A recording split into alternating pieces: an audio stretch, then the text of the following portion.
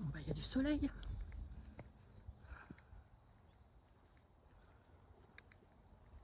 Bon, me voilà arrivé au village d'art préludien qui est à Chères-la-Forêt.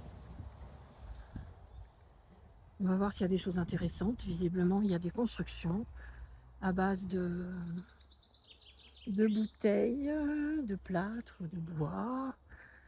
J'ai vu qu'il y avait un bâtiment dont le toit est en capot de voiture. C'est un village qui a été créé par Roger Chaumont, un artiste. On va regarder un peu plus de détails. Sinon, je vais faire une visite guidée.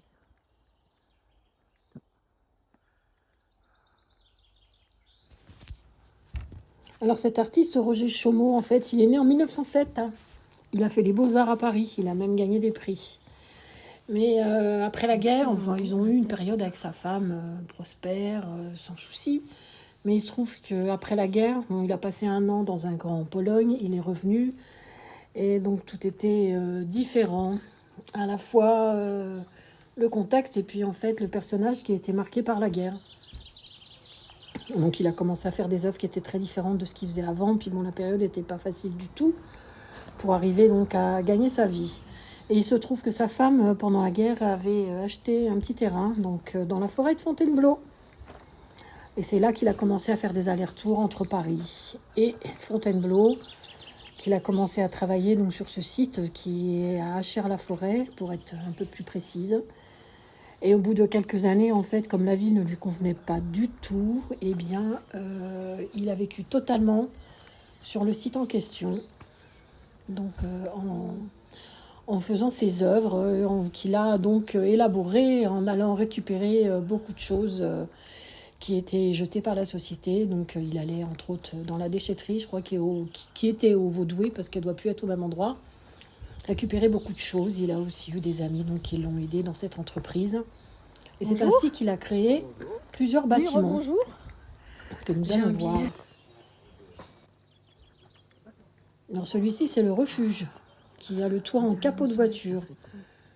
Et c'est par là, en fait, là on commence par là, parce que c'est le premier sur la gauche quand on arrive. Et c'est par là que Chaumont finissait ses visites, en offrant une boisson à ses visiteurs, puisque au bout d'un moment, il a accueilli des visiteurs. Pas forcément facilement, puisque d'après le guide que j'ai eu, il expliquait que il les jugeait quand même, et des fois il avait un petit peu tendance aussi à leur parler, limite en les agressant, pour, je sais pas, un petit peu avoir une petite idée de à qui il avait affaire. Donc là, on est à l'intérieur du refuge. Vous voyez que c'est fait avec des bouteilles, avec du grillage, avec du plâtre. Il y a des endroits, il y a du bois aussi, pas forcément dans celui-là, mais dans un autre bâtiment. Vous voyez, avec la lumière, il n'y a pourtant pas beaucoup de soleil, mais c'est très très très joli.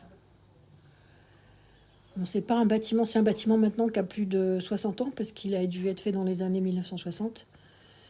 Et l'association qui s'en occupe a du mal en fait à l'entretenir. C'est pas évident.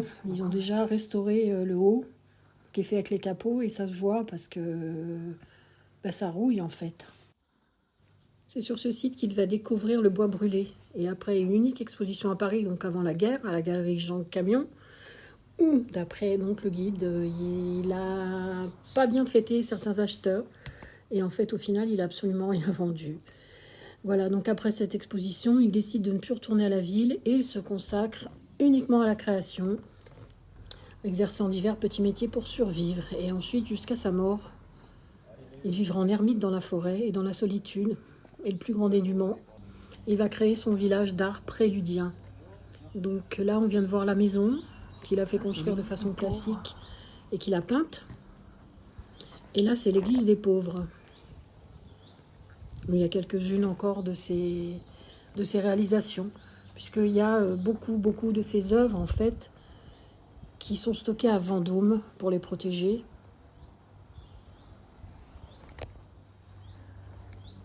Là, il y a un moment, je sais, j'ai filmé une main, je crois que c'était juste avant, parce qu'en fait, il a fait beaucoup d'œuvres avec du grillage et du plastique fondu. Et d'ailleurs, à cause de ça, il a eu des soucis de santé parce que quand il faisait fondre du plastique, il devait y avoir des émanations qui ne devaient pas du tout être bonnes à respirer.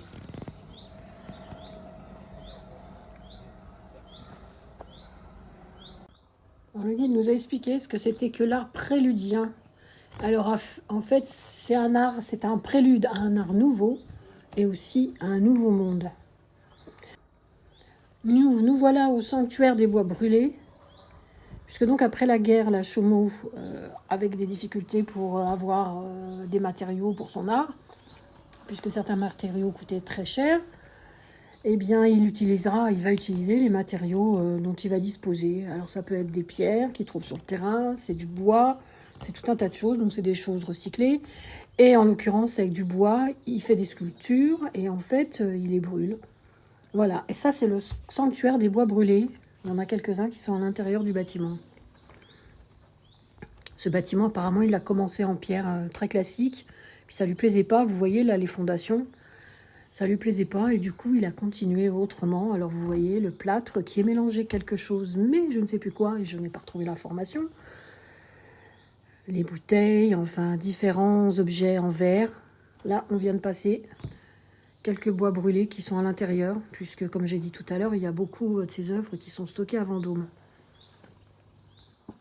Donc le village d'art préludien se situe 24 route de Paris-Forêt, 77 760 Achères-la-Forêt.